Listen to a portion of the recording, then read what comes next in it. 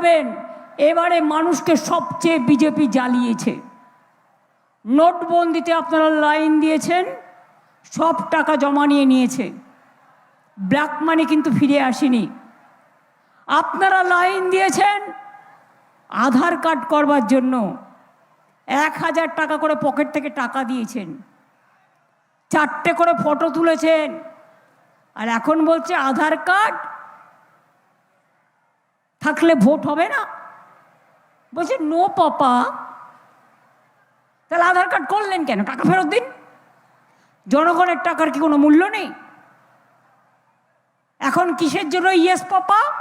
না তো ভোটের আগে বিজেপিকে জেতাতে হবে, তাই এসআইআর এর নামে, এসআইআর গণতন্ত্রের উপর অত্যাচার, এসআইআর গণতন্ত্রের সর্বনাশ।